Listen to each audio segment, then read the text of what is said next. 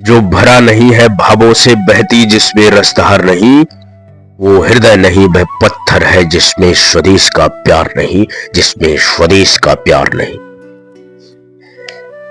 सन 1947 ईस्वी की 15 अगस्त को भारत पूर्ण स्वतंत्र हुआ, किंतु स्वतंत्र होने के साथ ही साथ दो भागों में विभाजित हो गया।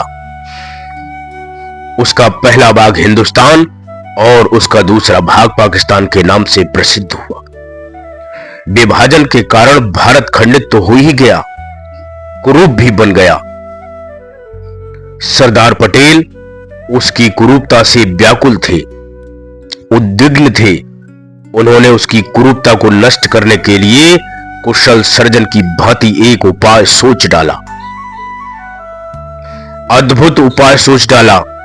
उनके उस उपाय से भारत की कुरूपता तो दूर हो ही गई, वह विशाल भी बन गया, महान भी बन गया। विशाल और महान भारत के इतिहास में सरदार पटेल का नाम सदा सोने के अक्षरों में लिखा जाएगा। ब्रिटिश भारत के कई छोटे बड़े राज्य और रियासतें थी। यद्यपि ब्रिटिश शासन के अंतर्गत थे, किंतु कई मामलों में स्वतंत्र थे।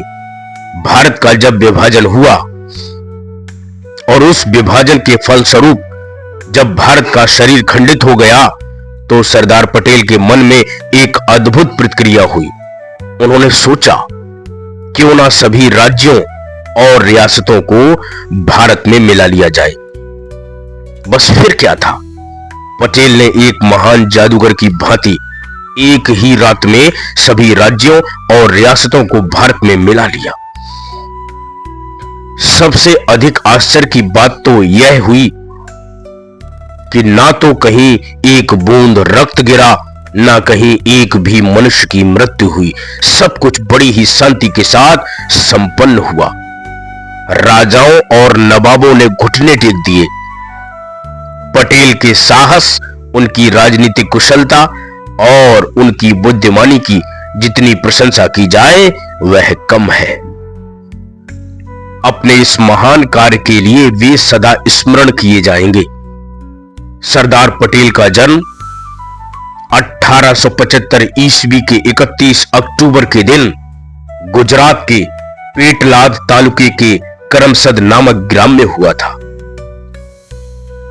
पटेल के पिता का नाम झवेर भाई और माता का नाम लाडबाई था। उनके पिता साधारण किसान थे, थोड़ी सी जमीन थी, साधारण ढंग से जीवन का निर्वाह हुआ करता था। पटेल के पिता बड़े साहसी और निर्भीक थे। सन 1857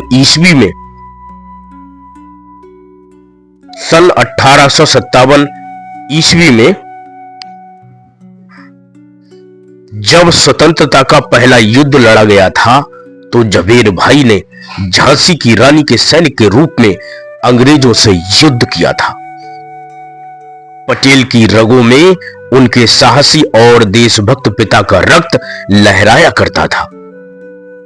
सरदार पटेल विद्यार्थी अवस्था में ही बड़े साहसी और निर्भीक थे।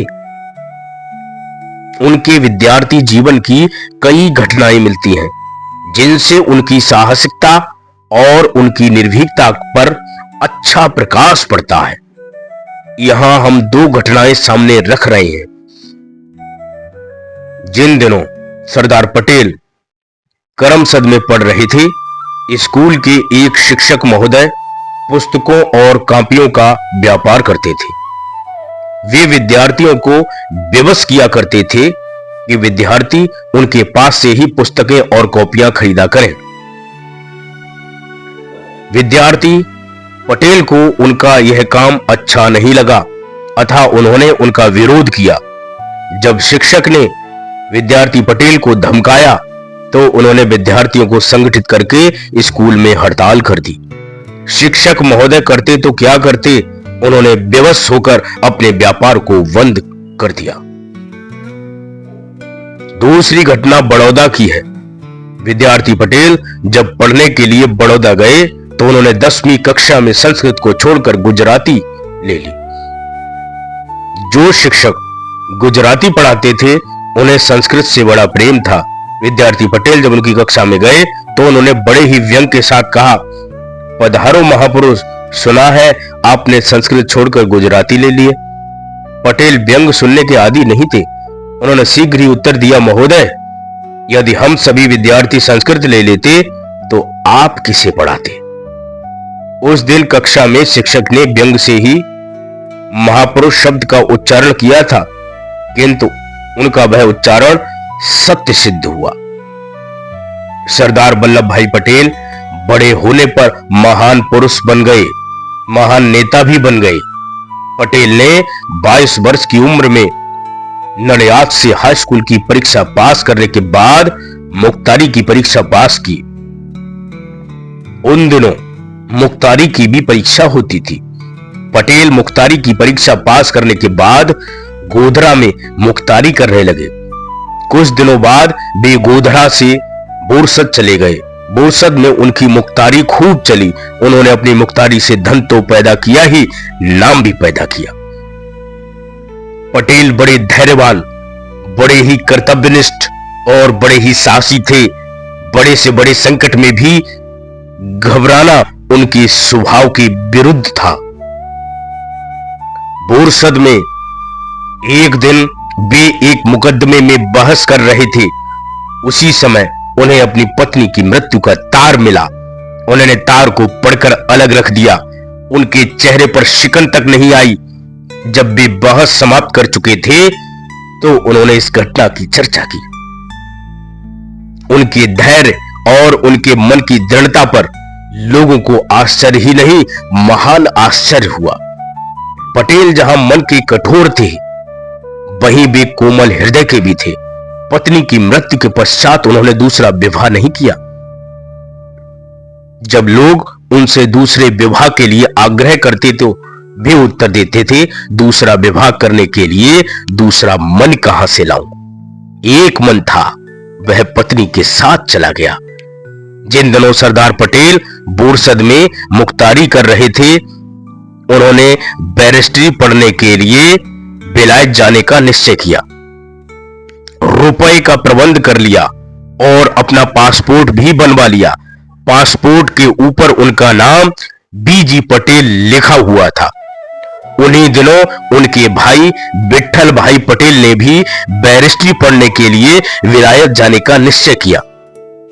उन्होंने भी अपना पासपोर्ट बनवा लिया। उनके पासपोर्ट पर भी वीजी पटेल लिखा हुआ था। सरदार पटेल को जब यह बात ज्ञात हुई तो उन्होंने स्वयं विलायत न जाकर अपने भाई को ही जाने का अवसर दिया। जो धन एकत्र किया था उसे भी उन्होंने अपने भाई को दे दिया। विट्ठल भाई पटेल ने विलायत जाकर बैरिस्ट्री की उपाधि प्राप्त कर ली। वे बहुत बड़े बैरिस्टर तो हुए ही, बहुत बड़े नेता भी हुए। वे कई वर्षों तक केंद्रीय असेंबली के अध्यक्ष पद पर भी रहे। इस पद पर रहकर उन्होंने बड़ा नाम पैदा किया। विट्ठल भाई पटेल जब बैरिस्ट्री की डिग्री लेकर लौट आए तो उसके बाद सरदार पटेल बैरिस्ट्री पढ़ने के लिए विलायत गए। उन्होंने पढ़ने में बड़ा परिश्रम किया। वे जिस जगह रहते थे वहां से मिडिल कैंपल का पुस्तकालय 11 मील दूर पड़ता था। सरदार प्रतिदिन पैदल पुस्तकालय जाते थे तथा पुस्तकालय में बैठकर पूरे दिन पढ़ा करते थे। वे पढ़ने में परिश्रम करने के साथ ही साथ बहुत ही सादे ढंग से रहते भी थे। सादा खाना खाते थे, सादे कपड़े पहनते थे, सिनेमा, नाटक और नाच तमाशों से दूर रहते थे। इसका परिणाम यह हुआ कि सरदार पटेल ने प्रथम श्रेणी में बैरिस्ट्री की परीक्षा पास की। उन्हें इसके लिए 50 पाउंड का पुरस्कार भी दिया गया था। विलायत से लौटने पर सरदार पटेल अहमदाबाद में बैरिस्ट्री करने लगे। उन्होंने बैरिस्ट्री में बड़ा नाम और धन पैदा किया। वे बैरिस्टर के रूप में बड़े ठाट बाट से रहते थे। प्रारंभ में जब उन्होंने गांधी जी का नाम सुना और उनके जीवन के बारे में पढ़ा तो गांधी जी उन्हें अच्छे नहीं लगे, पर कुछ दिनों बाद पटेल धीरे धीरे गांधी जी की ओर आकर्षित होने लगे। कुछ दिनों बाद तो वे बिल्कुल उनके रंग में रंग गए।